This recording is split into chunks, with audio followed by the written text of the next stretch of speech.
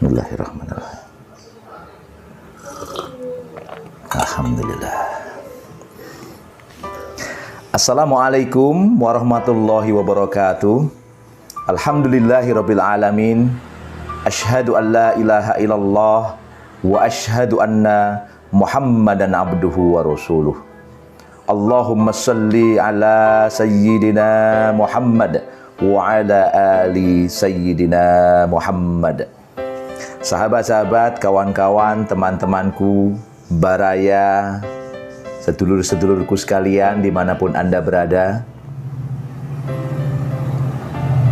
bertemu kembali dengan saya, Agung Wisnuwardana, dalam catatan pikiran saya. Sahabat, ngomong-ngomong udah pada ngopi belum? Kalau belum ngopi, ngopi dulu, biar fresh, biar segar. Sahabat, ternyata dari kopi kita bisa belajar kehidupan. Kopi punya rasa pahit. Dan ternyata pahit itu bisa dinikmati, sahabatku sekalian.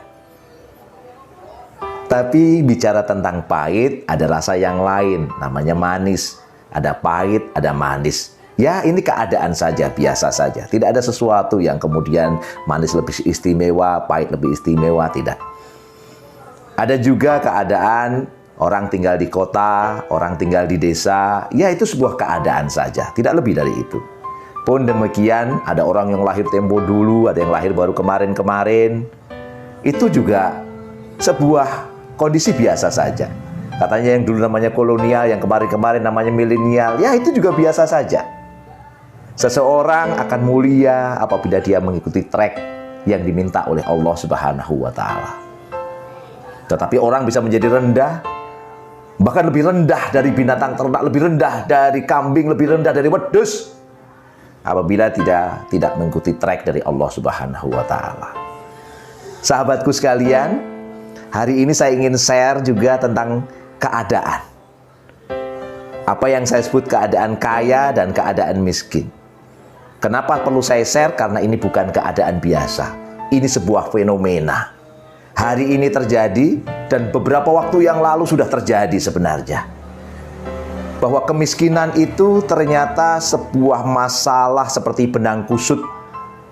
Dia tidak jelas ujung pangkalnya.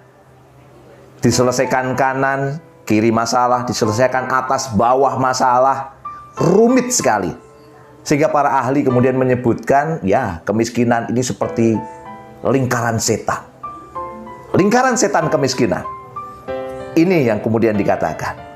Ketika bicara lingkaran setan kemiskinan, maka kemiskinan bukan sekedar bicara soal malas, bukan sekedar bicara soal, oh dia tidak punya keterampilan. No, tidak.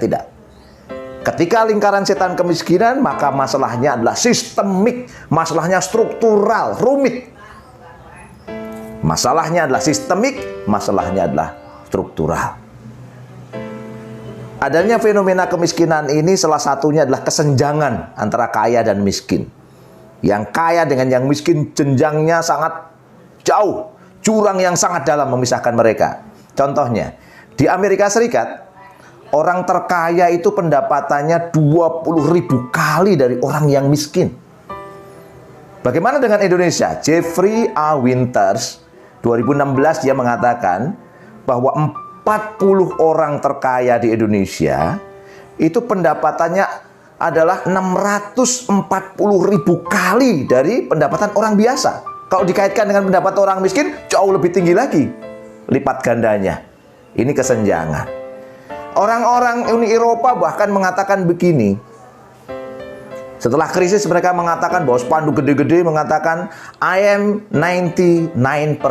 Kami adalah 99%. Apa maknanya? Mereka ingin mengatakan kami ini yang banyak ini, yang 99% ini hanya menguasai sedikit kekayaan. Sementara yang 1%, orang-orang pemodal, orang-orang kapitalis, mereka menguasai hampir sebagian besar kekayaan. Inilah kesenjangan. Inilah persoalan lingkaran setan kemiskinan. Pertanyaannya, kenapa muncul demikian? Penyebabnya berarti sistemik. Sistem apa yang menyebabkan ini terjadi? Itulah yang disebut sistem kapitalisme. Sekali lagi, kapitalisme. kapitalisme. Apa yang penting kita tahu tentang kapitalisme itu? Minimal ada 2 prinsip, sahabatku sekalian. Yang pertama, prinsip kapitalisme itu disebut dengan laissez-faire. Apa maknanya? Negara nggak campur tangan terhadap urusan rakyat. Negara tidak hadir di tengah-tengah masyarakat. Negara menyerahkan semuanya pada kompetisi bebas. Sehingga apa? Negara tidak melayani masyarakat dengan serius. Kalaupun melayani itu hanya gimmick, hanya pencitraan, tidak lebih dari itu. Prinsip yang kedua dari kapitalisme apa? Kebebasan memiliki. Dengan kebebasan memiliki, harta-harta yang seharusnya menjadi milik umum seperti minyak, gas, tambang batu bara, kemudian banyak sekali persoalan sumber daya air bisa jadi, yang seharusnya menjadi milik umum bisa menjadi milik segelintir orang. Inilah orang yang memiliki kekayaan yang jumlah besar. Mereka lah segelintir orang yang memiliki kekayaan semuanya. Sebagian besar kekayaan dimiliki oleh segelintir orang ini. Inilah persoalan yang luar biasa. Akhirnya apa? Segelintir orang menjadi kaum kapitalis. Dia menjadi oligark. Dia menjadi penguasa yang menentukan arah ekonomi, arah politik sebuah negara. Dia yang menetapkan merah hitamnya sebuah negara. Kelompok kapitalis ini. Kelompok pemodal ini. Inilah yang menyebabkan kemudian mereka menguasai kekayaan besar, sementara banyak orang berebut kekayaan. Inilah yang menyebabkan kemiskinan itu menumpuk dalam jumlah yang sangat besar. Sekali lagi penyebabnya apa? Kapitalisme. Sudah waktunya kita menghentikan sistem ini. Sistem yang mendominasi dunia termasuk sistem yang diterapkan di Indonesia. Sudah waktunya sistem rusak ini yang menyebabkan gelap gulita ini dihentikan. Terus kemana kita harus menuju?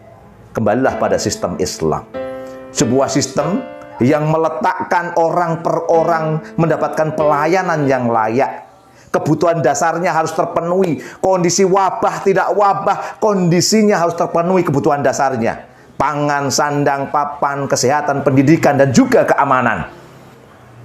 Inilah sistem yang akan membawa barokah kepada kita. Sistem dari Allah Subhanahu wa Ta'ala yang akan memindahkan dari kegelapan menuju cahaya terang. Dengan aturan-aturan Allah, dengan kitab yang diturunkan oleh Allah Subhanahu wa Ta'ala. Qad ja'akum minallahi nurun wa kitabun mubin. Sesungguhnya telah datang kepadamu cahaya dari Allah dan kitab yang menerangkan.